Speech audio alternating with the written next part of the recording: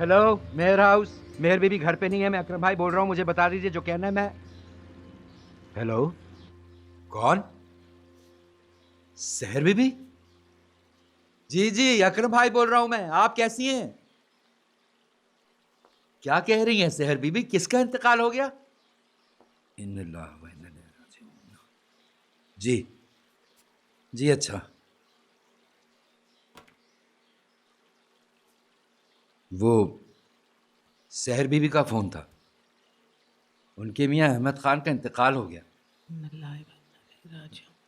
इद्दत भी पूरी हो गई। तो अब भी हमें बताने की क्या ज़रूरत थी? जहाँ इद्दत के 4.5 महीने गुजार लिए, वहाँ ज़िंदगी के 4.5 साल और गुजार लेती। वो यहाँ आ रही हैं। फ़ोन उठाइए और उन्हें मना कीजिए, वो यहाँ नहीं आ सकती।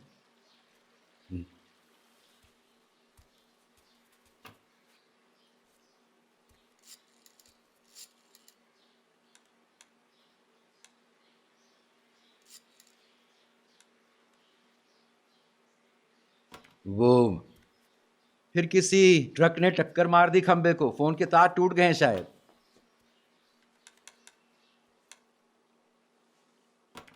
तो फिर कहीं और से फ़ोन कीजिए।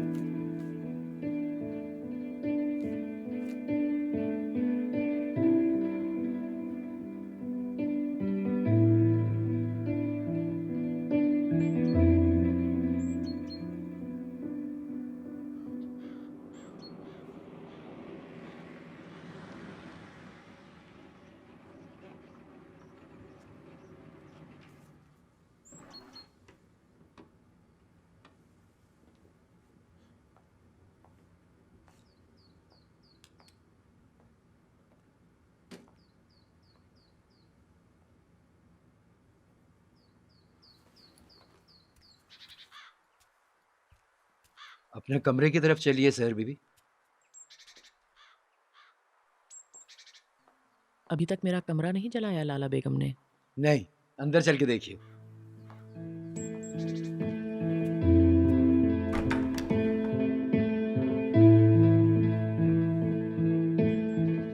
अकरम भाई, यहाँ तो कुछ भी नहीं बदला। लाला बेगम ने इस कमरे का वक्त यहीं रोक दिया था जब आप यहाँ से गई थी। ये बचता है? ये बचता है? आपके जाने के बाद इसकी आवाज किसी को सुनाई दी नहीं। चला के देखो। बुरा नहीं लगेगा आपको? नहीं, इद्दत पूरी ना भी हुई होती फिर भी बुरा नहीं लगता। लाला बेगम को बुरा लगेगा, चिढ़ हो गई है उन्हें गानों से भी। कहाँ है? खाने की मेज पर मिलेंगी आपसे।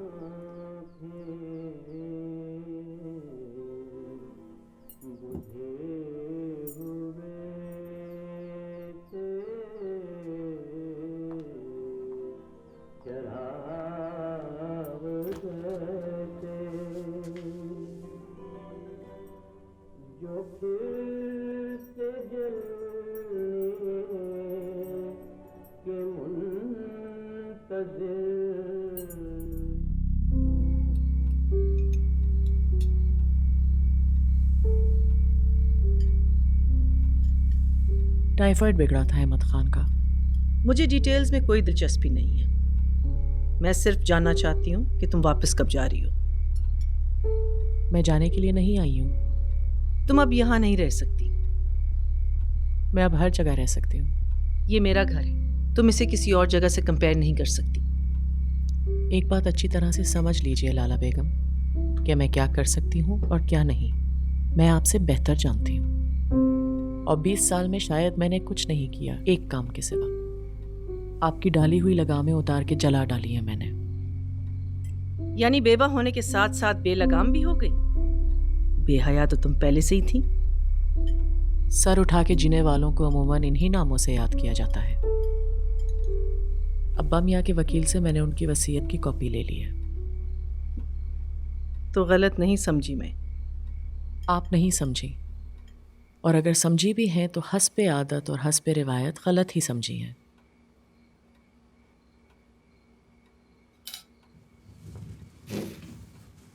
अब्बा मियाँ के जाने के बाद पहली बार कोई मुझे बताने आया कि मेरी रिवायतें क्या हैं और मेरी आदतें क्या हैं, तो तुम्हें यह भी मालूम होगा कि खुद सर बच्चे मुझे पसंद नहीं हैं। कल के बाद अगर तुम मुझे यहां नजर आए, तुम्हारे लिए अच्छा नहीं होगा।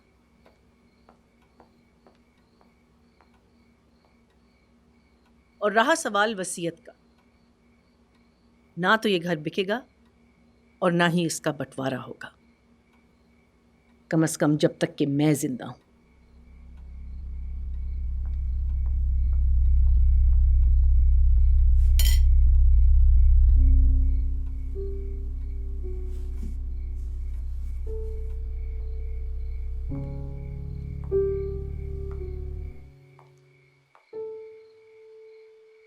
अकरम, कितनी बार कहा लाइट जाते ही लालटेन रोशन कर दिया कीजिए।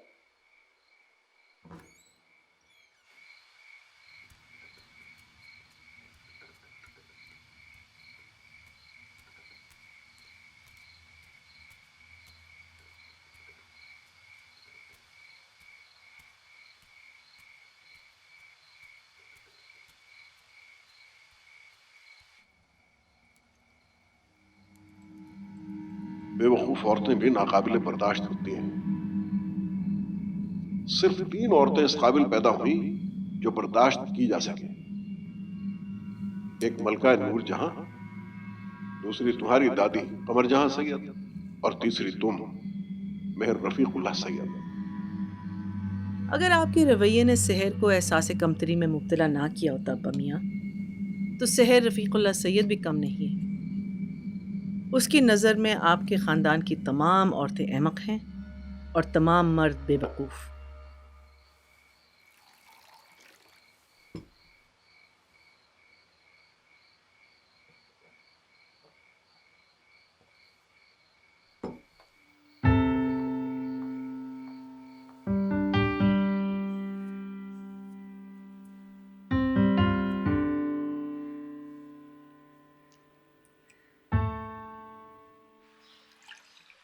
ला हौल वला कुव्वत।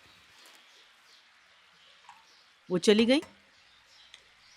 जी नहीं, अभी सोकर उठी हैं और उनके जाने के कोई आसार भी दिखाई नहीं दे रहे। ये गाड़ी की आवाज़? जी, फैज दीवान की। अब तक नहीं बदली?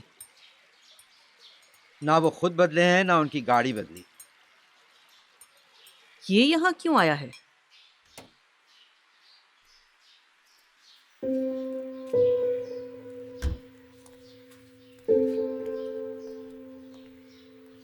मुझे पहले भी यकीन था और अब मजीद हो रहा कि बंदा अगर मुखलिस हो तो एक चांस दोबारा जरूर मिलता है। कैसी हैं जनरल मेहर रफीकुल्लाह सैयद साहिबा? सुना है ये घर बिक रहा है। सर पे क्यों चढ़े आ रहे हैं? मेरी गोद में बैठेंगे या मुझे गोद में बिठाएंगे? इस सदी में तो एक घर हरगिज नहीं बिकेगा। आपको बुलाया किसने? अच्छा है, मुझे भी खानदानी जायदादों को बेचना बिल्कुल अच्छा नहीं लगता। सहर साहिबा का फोन आया था, वो शायद बेचना चाहती हैं। अकरम भाई, आपको कॉफी अभी भी वैसी बनानी आती है या भूल गए? एक तो सहर अब रफीकुल्लाह सैयद नहीं रहे, उनके मरहूम शौहर का नाम अहमद खान था। तो बेहतर यही होगा कि सहर को आप इसी नाम से मुखातिब करें, मिसेस सहर अहमद खान। सहर अहमद खान लेट। काश कि वो लेट हो जाते, लेकिन इंतकाल सिर्फ उनके शौहर का हुआ है। अब चूंकि सहर का इस घर से कोई ताल्लुक नहीं रहा, इसलिए उनके फ़ोन पे आपका यहाँ दौड़े चले आना अहमकाना बात है। कॉफी पीने के बाद अगर हम ये बात करें तो हालात और मूड दोनों खुशगवार हो सकते हैं। अकरम, इन्हें यहाँ बिठा के कॉफ़ी पिलाएं। और फैज़ दीवान साहब, इस घर में ये आपकी आखिरी कॉफ़ी होनी चाहिए। अल्लाह की कसम यहाँ जब भी आया यही सोच कर आया कि आखिरी मुलाकात होगी, लेकिन अल्लाह बड़ा कारसाज है, आपसे मुलाकात के लिए कोई ना कोई सूरत निकाल ही देता है। अगली बार अगर ऐसी कोई सूरत हुई तो अल्लाह का शुक्र अदा करने के लिए आप जिंदा नहीं बचेंगे।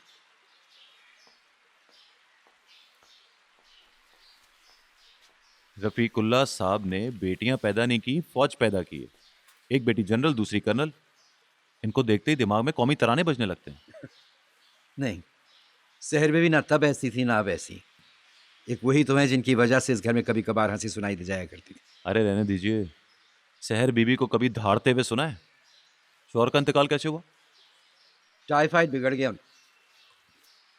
मरहूम का पोस्टमार्टम करवाते तो पता चलता कि बेचारा सहर के तशद्दुद से मरा है या फिर खौफ से। इतला कर दें सहर बीबी को, फैज दीवान हाजिर है मोहब्बत की सजा पाने को। जी।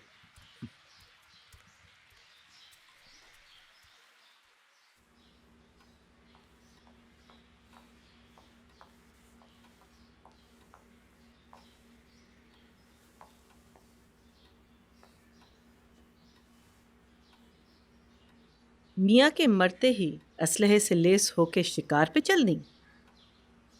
आपने कम शिकार खेला, अब उम्र नहीं रही या खुद पे पाबंदियां लगा ली? मैंने जो कुछ तुमसे रात को कहा था, क्या वो तुम भूल गई? आपकी हर बात अगर मैं याद रखा करती तो बचपन में ही टीबी से मर जाती, खांस खांस के, अम्मी की तरह। इस घर में बदजुबानी की कोई गुंजाइश नहीं।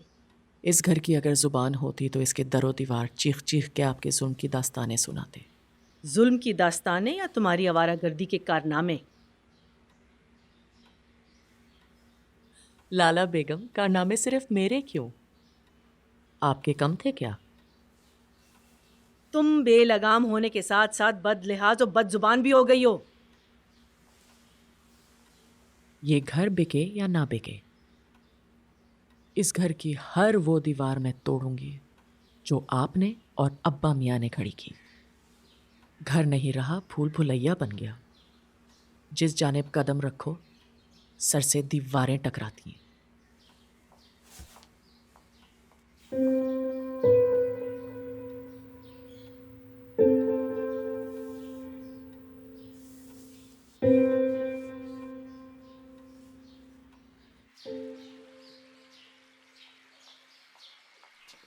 मेरे जाहो जलाल से अब भी कांपते हो?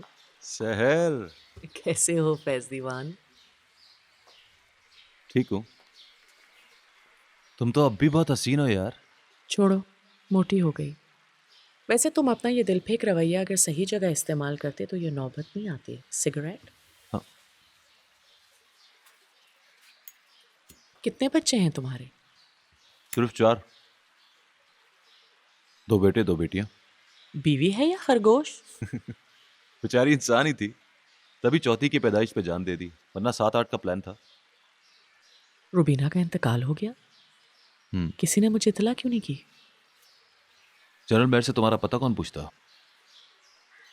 तुम्हारे बच्चे कौन पाल रहा है? तुम्हारे बस की तो बात नहीं। मेरी अम्मी ने मेरे बच्चों को गोल्फ की गेंद की तरह समझा हुआ है। किसी को सुराख में लुढ़का दिया तो किसी को शॉट मार के अमेरिका भिजवा दिया। खैर, जिंदगी अब भी मजे में गुजर रही है तुम्हारी।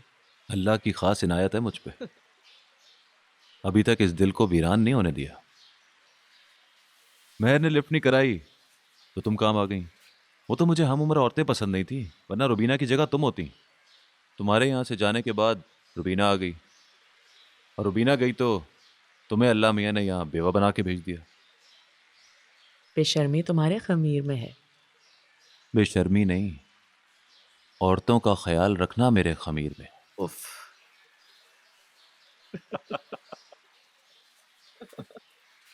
अच्छा, ये घर मैं बेचना नहीं चाहती। फिर इसको 2 हिस्सों में तकसीम करवा दो। मैं लाला बेगम से अलग रहना चाहती हूँ। हो जाएगा। कागजात का? फिर किसी बदनसीब की बुराइयां लिख रही हैं या मेरे गुस्से से कागज को स्याह कर रही हैं? ये मेरे लिखने का वक्त है।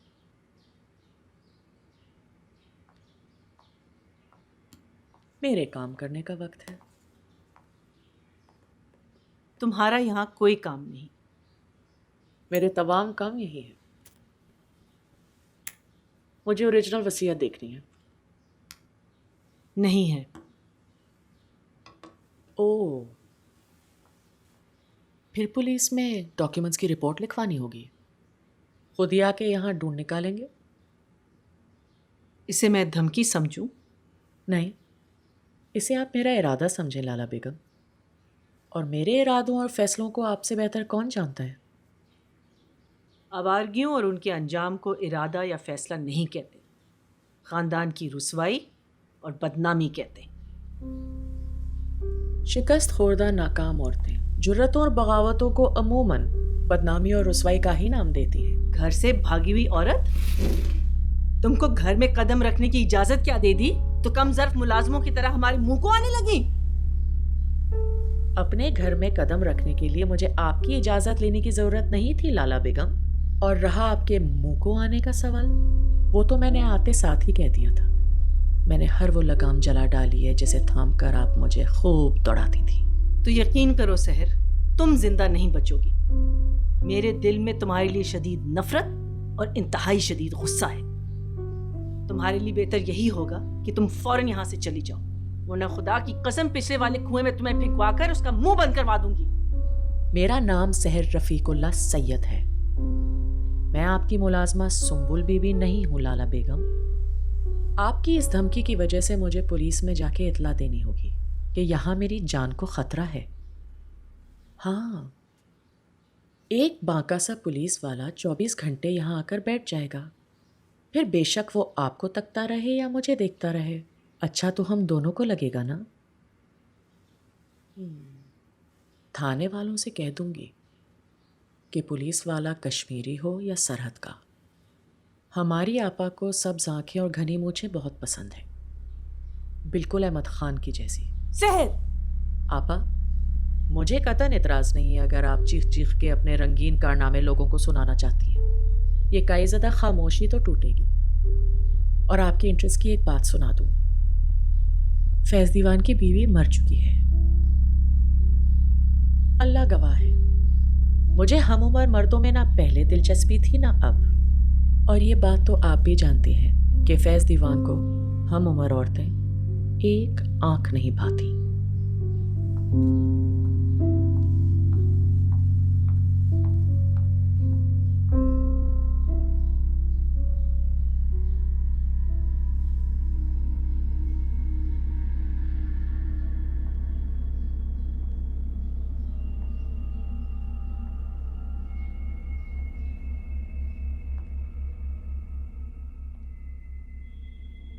दादी जान, लाला बेगम हर बात पे हठधर्मी करती हैं। वो तो दूसरी अब्बा मियाँ है। अभी तुमसे कितना इसरार करें, मगर तुम पास ही नहीं आती। अरे दूर रहा करो मेहर रफीकुल्ला सैयद से। बाप की परछाई है वो, हाथ उठ गया ना पुर्जे हो जाएंगे तुम्हारे। आपका भी दम निकलता है उनसे? नहीं निकलेगा तो वो आन के निकाल देंगे। है पूरा का पूरा कड़ियन मर्द है वो। किसी दिन औरत को ब्याह कर घर ले आएंगी। मुझे तो लगता है कि वो किसी नाई से हजामत भी करवाती है।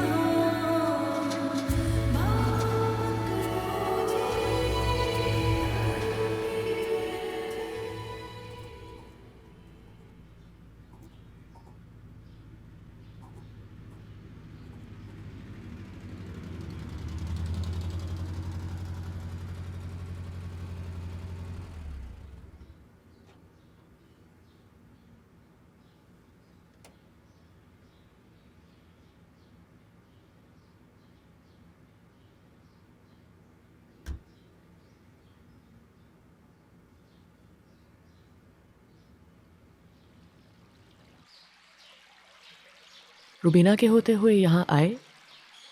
नहीं, बेसबब चांटे खाने का शौक नहीं था मुझे। और अब? और अब रुबीना नहीं रही। तुम्हें वाकई लगता है वो तुम्हारी पहुंच से बहुत दूर है? बहुत दूर, लेकिन उनका चांटा मेरी गाल तक फौरन पहुंच जाता है। शादी करोगे उनसे? ऐसी क्या बात कहती मैंने?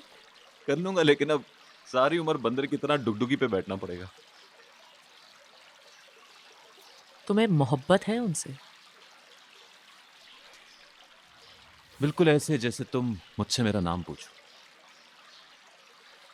उन्हें यकीन दिलाने की कोशिश तो करो। यकीन अगर बताने से आ जाता तो अब तक कभी का आ चुका होता। कम से कम फिर बताओ। तुम आजमाना चाहती हो? किसे? उन्हें भी और मुझे भी।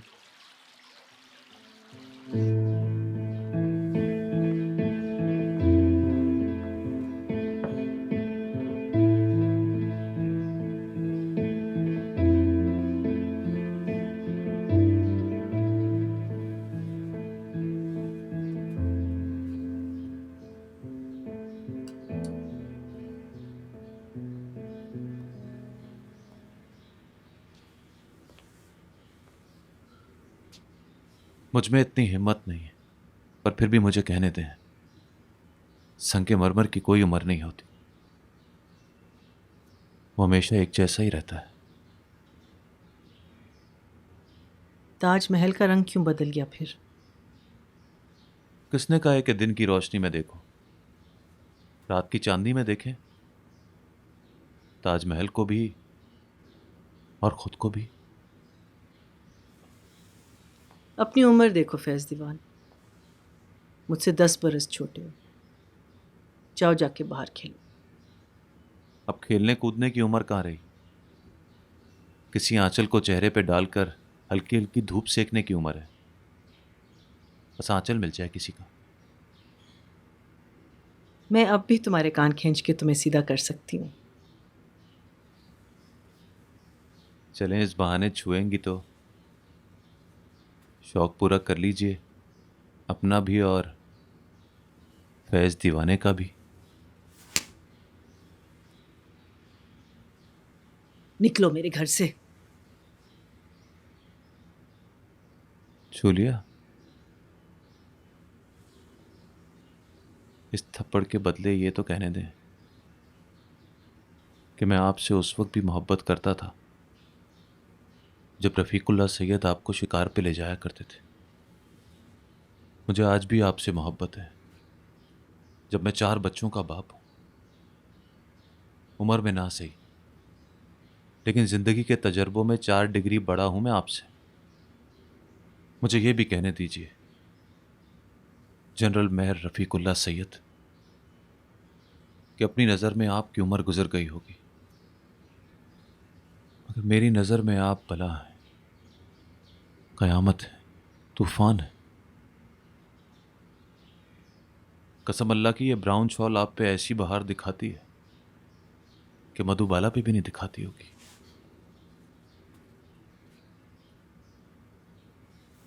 फिर आऊंगा।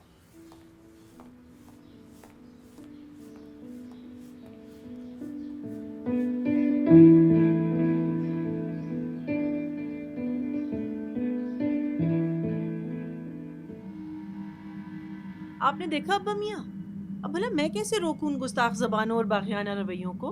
उस 2 टके की स्टेट एजेंट की इतनी हिम्मत हो गई कि मेरे सामने क्या क्या बक के चला गया।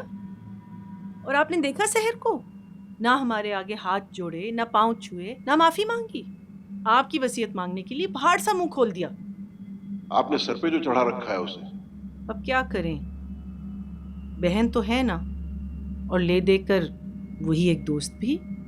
वो आपकी छोटी बहन है, आपका दोस्त आपसे 10 साल छोटा नहीं हो सकता। लाला बेगम, आज खाने में चाइनीज बनवा लूं तो आपके उसूलों को ठेस तो नहीं पहुंचेगी? खुदा की कसम, दिल चाहता है हलक से जुबान खींच डालूं इसकी। लाला बेगम, आज ईद है क्या? कैसी ईद? फैज दीवान को इस जाने बातें देखा था। बाहर आने में बहुत देर लगा दी उसने। कोई अधूरी कहानी सुना रहा था। बस हद हो गई बदतमीजी की। तुम तो इस काबिल भी नहीं रही तुम पर हाथ उठा के अपने हाथों को मैला किया जाए। फैज दीवान को छूने से हाथ मैला नहीं हुआ आपका? वैसे एक बात तो है आपा, आज पहली बार मेरी समझ में आ रहा है कि सब आपको इतना हसीन क्यों कहते हैं। आप वाकई हसीन हैं। चाइनीज़ बनवा रही हूँ, आज खाने का लुत्फ ही कुछ और होगा। मैं खाना जब ही खाऊंगी जब ये घर तुम्हारे वजूद से पाक हो चुका होगा। भूख हड़ताल करेंगी क्या?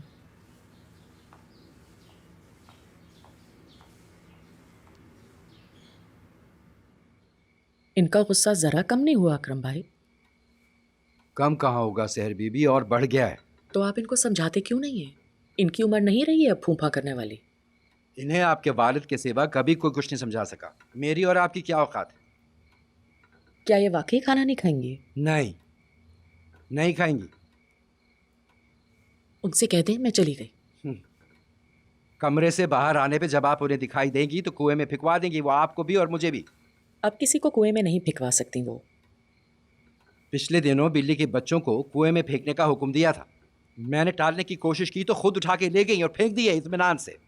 हमें और बिल्ली के बच्चों में कुछ तो फर्क होगा अकरम भाई। उनके नजदीक नहीं है। सहर बीबी,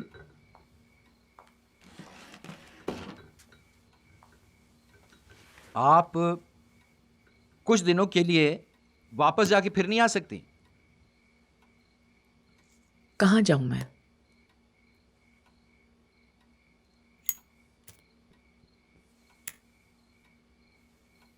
अहमद खान के घर तो वापस नहीं जाऊंगी जहां कैद के 20 साल गुजार कर आई हूं।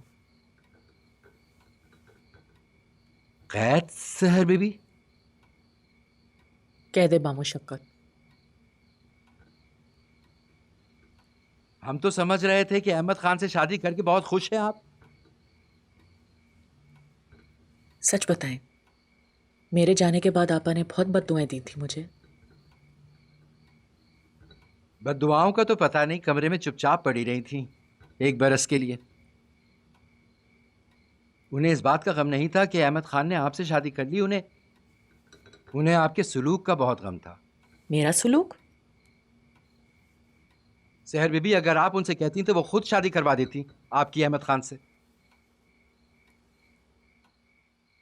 आपा बेगम, अहमद खान ने मुझे प्रपोज किया है। क्या कहा? फिर से कहना। अहमद खान मुझसे शादी करना चाहते हैं। होश में है वो? उसका दिमाग उलट गया है या तुम पागल हो गई हो? वो कहते हैं चूंकि अब्बा मियाँ नहीं रहे आपसे इजाज़त लेनी होगी। अव्वल तो वह ऐसा नहीं कह सकता, और अगर कह रहा है तो धोखा दे रहा है तुम्हें। नहीं लाला बेगम। सहर, वो उम्र में मुझसे 5.25 बरस बड़ा है, तो तुमसे तो उम्र में कम से कम इतना फ़र्क तो होना चाहिए। तुम जिद कर रही हो या फैसला कर चुकी हो? वो एक इंतहाई गलीज। उनमें ऐब ढूंढने से अब कुछ फ़ायदा नहीं है। मुझे इजाज़त दीजिए लाला बेगम। सवाल ही पैदा नहीं होता। मुझे अहमद खान से शादी के बाद पता चला कि लाला बेगम उनसे शादी करना चाहती थी। क्या सोच रही हैं सहर बीबी? सोच रही हूँ अब्बा मियाँ ने ऐसा क्यों किया। आपा को लाला बेगम क्यों बना दिया। जो वो ऐसा ना करते तो ये जायदाद कौन संभालता? जायदाद तो संभल गई, औलाद का क्या बना और क्या बनेगा?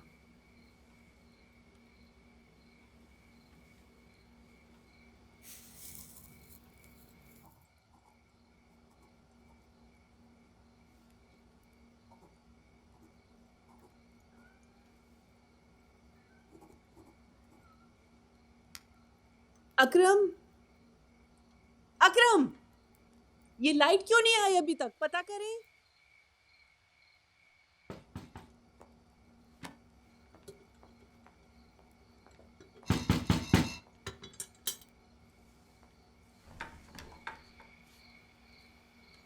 ये क्या बचपना है आपा?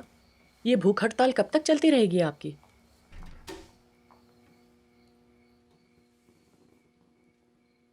ये लाइट तुमने बंद करवाई थी?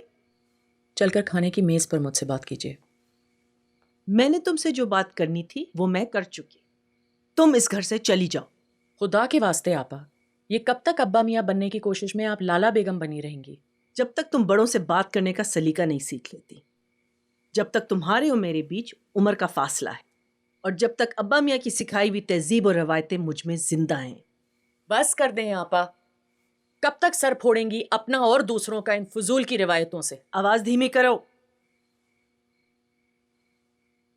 खाना खा लीजिए प्लीज। मैं कह चुकी हूं कि जब तक तुम इस घर में मौजूद हो, मैं खाना नहीं खाऊंगी।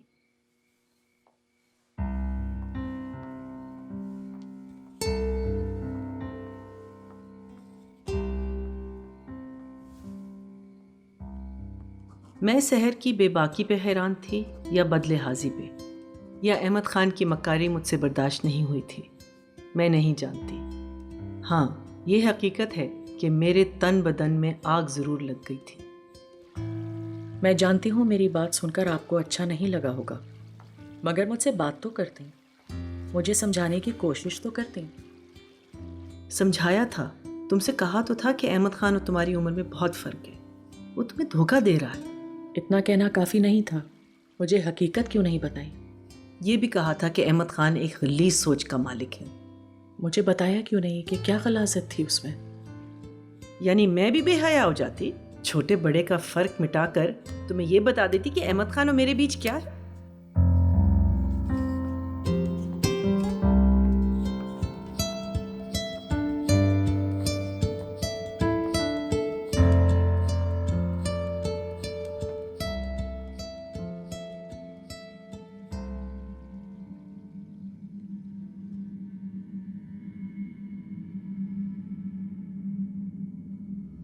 सहर का बहुत ख्याल रखना मेहर,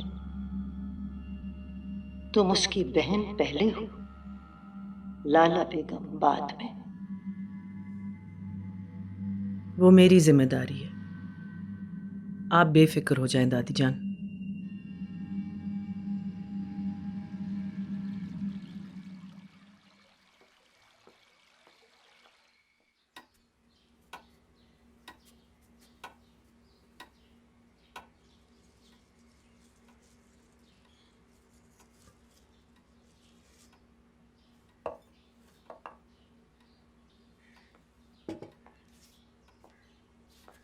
सहर चली गई? जी नहीं। उसने रात को खाना खाया था? जी नहीं। नाश्ता? शायद सो रही हैं अभी तक। शायद का क्या मतलब है? मैंने एक बार आवाज दी थी, दस्तक इसलिए नहीं दी कि वो रात को देर से सोई थी। 3 बजे तक बाहर झूले पे बैठी हुई थी।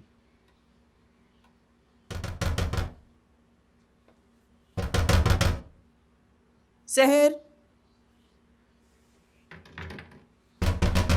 सहर। अकरम, दरवाजा खोलिए किसी तरह। जी।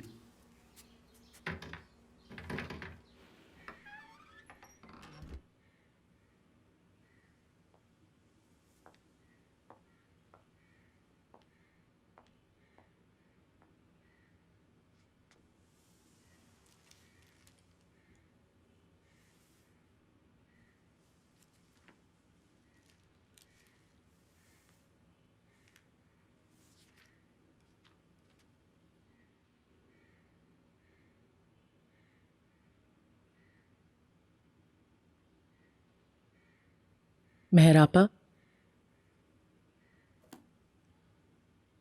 अब भी खाना खाएंगी या नहीं? तुम इतनी बुज़दिल कब हुई? इतने साल अहमद खान के जुल्म बर्दाश्त कर कर के सारी हिम्मतें टूट गईं। वो आखिरी सांस तक आपके इनकार का बदला मुझसे लेता रहा। अहमद खान ने कोई ऐसा जुल्म ना छोड़ा जो मुझ पे ना किया हो।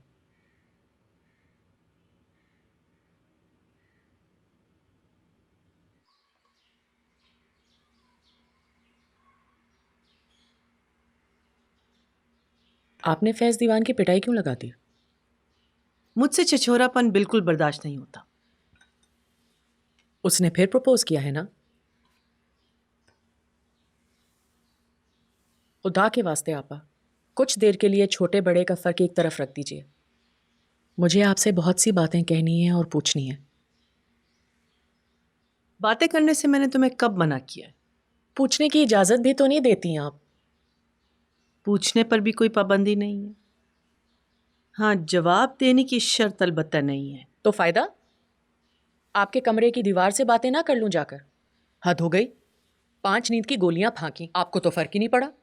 5 गोलियों से तुम्हें कोई फर्क पड़ना भी नहीं था। फैज दीवान ने अपनी उम्र ना जब देखी ना अब, जो मुंह में आया बकता गया। अगर बकना ही था तो तुमसे क्यों नहीं बका? तुम उसका सही जोड़ थी। अगर उसकी शादी तुम्हारे साथ होती तो मुझे कोई एतराज नहीं होता। आपको यकीन क्यों नहीं आता कि उसको भी आपसे मोहब्बत है? ऐसा क्या है आप में? अच्छा बस, सूप खत्म हो गया है तो खिचड़ी मंगवाओ। अब्बा मियाँ, शेरी, मुन्नू भाई, आलम मुनीर, फैज दीवान, अहमद खान, ऐसा क्या था आप में जो सब आपके दीवाने थे? बेकार की बातें हैं। अब्बा मियाँ आपको लाला बेगम क्यों बना गए? आपको अपनी जगह क्यों बिठा गए? वो मुझे इस काबिल समझते थे, मुझ पर भरोसा करते थे। तुम्हारे लिए खाना लगाती। बैठी रहिए। ऐसा क्या था आप में जो दुनिया के सारे मर्द आपके सामने बेजुबान हो जाते थे? अहमक होते मर्द। अब्बा मियाँ को कभी मेरा वजूद, अम्मी का वजूद क्यों नहीं दिखाई दिया? अम्मी तक छीन ली मुझसे। मुझसे कोई शिकायत है? मैंने कभी कोताही की तुम्हारी तरफ से? बिल्कुल नहीं। रंग छीन लिए, जायका छीन लिया, लज्जत छीन ली, जिंदगी छीन ली। ऐसा मैंने क्या किया सहर? घर में पड़े फर्नीचर जैसा सलूक तो नहीं किया ना आपने मेरे साथ? चमकाया, पॉलिश लगाई और एक कोने में डाल के भूल गई। तुम्हारे दिमाग पे दवाइयों का असर है, तुम जाके आराम करो। अहमद खान ने मुझे सब कुछ बता दिया था। वो भी उन मर्दों में से एक थे जिन्हें कठपुतली बनाकर आपने अपनी डोरियों से बांधकर खूब नचाया। बोर हो गई तो डोरियां काट दी। सच्ची बात है, छोटों से फासला रखना जरूरी होता है। जरा सा मुंह लगाओ तो सर पे चढ़ जाते। ना हक अस्पताल लेके गई मैं तुम्हें। पड़े पड़े मर जाती तो जान छूट जाती। लेकिन खुशकिस्मती या बदकिस्मती से मैं जिंदा हूं और मैं फैसला किए बगैर नहीं मरूंगी।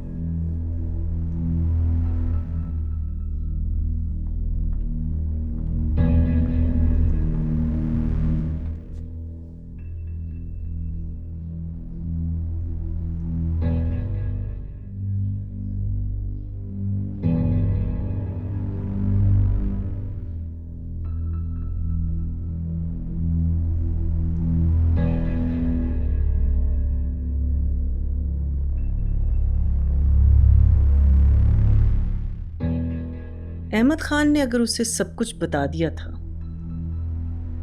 तो मुझसे क्या पूछना चाहती है? उसे कैसे समझाऊं कि आपने क्या जिम्मेदारी सौंपी थी मुझे? बहुत मेहनत से बनाया है ये सब कुछ। इसे किसी ऐसे शख्स को ना सौंप देना जिसका ताल्लुक इस घर, इस जमीन और हमारे खून से ना हो। ये आजकल के आराम परस्त, कमीने और हराम खोर लोग ऐसी लड़कियों की तलाश में रहते हैं जिनसे निकाह के 2 बोलों के एवज उनकी तमाम जायदाद और दौलत हथिया सके। मोहब्बत का झांसा देकर उन्हें शादी, घरदारी और बच्चों में फंसा देते हैं। मेहर रफीकुल्लाह सैयद, तुम्हें पता भी नहीं चलेगा कि कब तुम्हारी जायदाद लूटी, कब दौलत खत्म हुई और कब तुम कंगाल हुई। लिहाजा कभी किसी मर्द पे हरगिज भरोसा न करना। वो चाहती है अब्बा मियाँ, मैं नहीं। वो चाहती है कि मैं फैज दीवान से शादी कर लूं। अगर तुमसे ये सब कुछ समझ नहीं रहा है तो कुएं का खुला मुंह तुम्हारा मुंतजर है। सुंबुल सहर की तरह चालाक नहीं थी। वो खुद मेरे साथ चल के कुएं तक गई थी, वापस नहीं आई। ये खुद तो नहीं जाएगी कुएं तक। तुम तो खुद जा सकती हो। अगर ये तुम नहीं कर सकती तो परेशानी किस बात की? सौंप दो सब कुछ शहर को और उस प्रॉपर्टी डीलर को, और जान छुड़ाओ अपनी इस बुज़दिल फजूल जिंदगी से। यानी? और मेरी कुर्बानियों का क्या होगा? उस उम्र का क्या होगा जो इस घर को संभाले संभाले गुजर गई? सब कुछ शहर को सौंप दूं? जान से ना मार दूं उसे अब्बा मियां?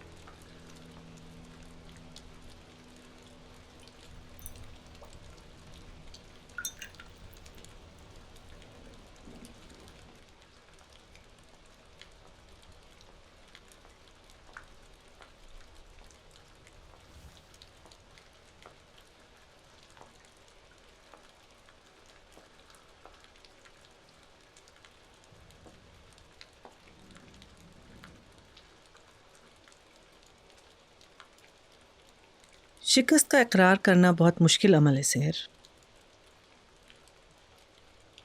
हो सकता है अनजाने में मुझसे कोताहियां हुई हों, या अपनी किसी जिम्मेदारी को ढंग से निभा ना पाई हूं, लेकिन मेरा यकीन करो सहर, मुझे तुमसे बहुत मोहब्बत है। छोटी छोटी खुशियों की तवक्को थी मुझे तुमसे। तुमने तो मुझे इतनी मोहलत ही नहीं दी, ना इतना हक दिया कि मैं तुम्हारे लिए एक अच्छे से ख़ानदान का अच्छा सा लड़का ढूंढती, धूमधाम से तुम्हारी शादी करती, ढेर सारा जहेज देती, शान से तुम्हें रुखसत करती। इसलिए जब तुमने मुझे अहमद खान का बताया तो मेरा दिल रुक सा गया। इंतहाई खबीस इंसान था वो। प्रपोज मुझे किया, लेकिन शादी तुमसे की। आपने उसे इनकार जो कर दिया था। उसकी नीयत ही कुछ और थी। बहाने बहाने से अब्बा मियां की वसीयत पढ़ना चाहता था। जब तीसरी बार वसीयत की तरफ इशारा किया तो मैंने उसे बाहर का रास्ता दिखा दिया।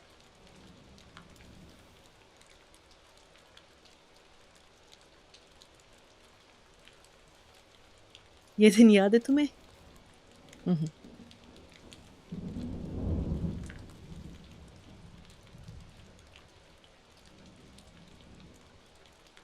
मुझे वापस मेहर आपा बना दिया तुमने।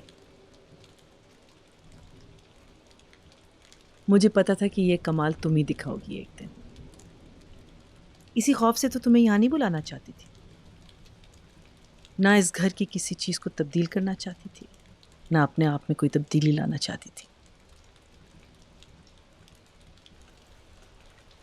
आओ, आज डिनर एक साथ करते, बिल्कुल उसी तरह जैसे हम उन दिनों करते थे, अब्बा मियाँ और दादी जान के साथ। आओ। आपा, अगर आप चाहती हैं कि मैं आपसे माफ़ी मांगूं, मैं मांग सकती हूँ। अब इसकी ज़रूरत नहीं रही। आओ।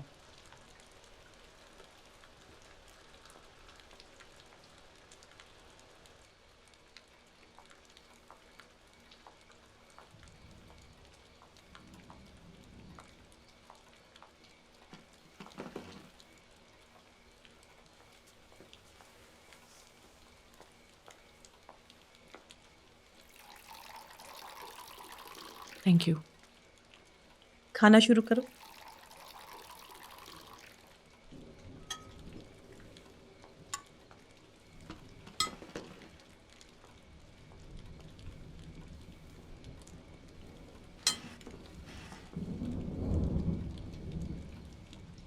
क्या देख रही हो? आपकी शक्ल अम्मी से कितनी मिलती है?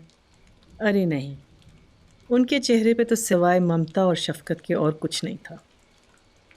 मुझे लगता है मेरी शक्ल बिल्कुल अब्बा मियाँ जैसी हो गई है।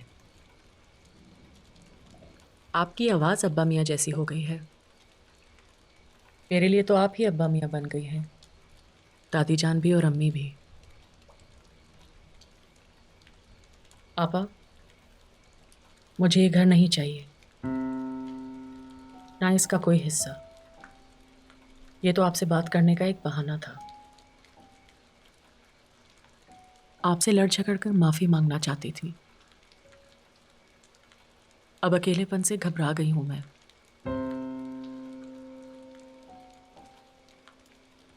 तुमने बहुत तकलीफ़ें उठाई हैं सहर। बहुत तकलीफें, जिस्मानी भी और दिमागी भी। लेकिन मुझे जब भी आपका ख्याल आता था, दिल में एक नई हिम्मत पैदा हो जाती थी। मुझे ऐसा लगता था कि जब भी मैं भागकर आपके पास आऊंगी, आप अब्बा मियाँ की तरह मुझे अपनी पनाह में ले लेंगी। दादी जान की तरह आप मुझसे बहुत प्यार करेंगी।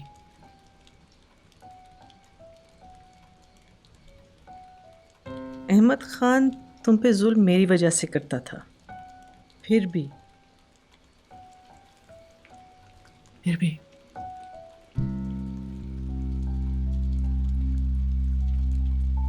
तो तुम मेरे पास आई क्यों नहीं? तुमने मुझे बताया क्यों नहीं? मुझे तकलीफ में देखकर आपको तकलीफ होती। अहमद खान यही देखना चाहते थे।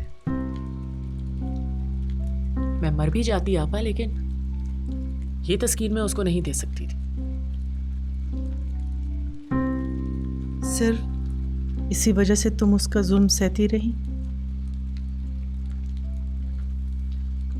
जब वो मुझे मारता था, मुझे ऐसा लगता था जैसे मैंने आपको बचा लिया है। खुदा का शुक्र करती थी कि उसकी शादी आपसे नहीं हुई।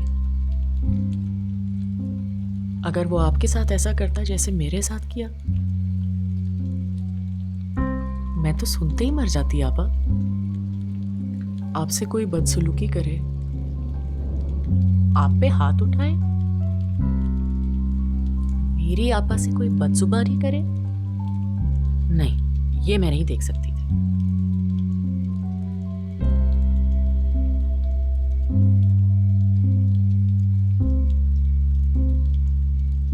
खैर छोड़े, अब तो ये बातें खत्म ही हो गई। रुको, मुझे सही नहीं लग रहा।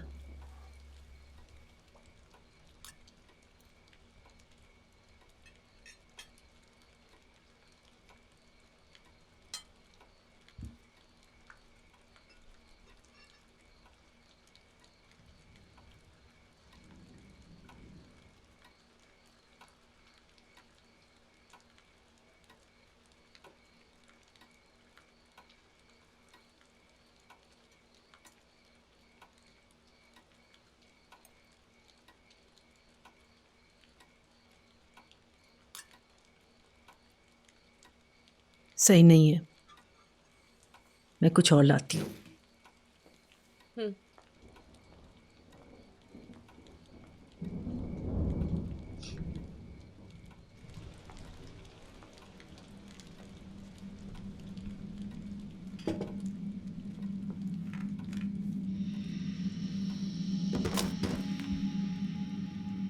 अब्बा मियाँ ने जो कुछ कहा, मैंने वो सब कुछ पूरा कर दिया। 20 साल इस कैद तन्हाई में गुजार दिए। बहुत मुश्किल वक्त था, काटे नहीं कटता था। लाइब्रेरी की किताबों की तरह लोगों को पढ़ पढ़ कर शेल्फ पर रखकर भूलती रही। लोग आते रहे और जाते रहे।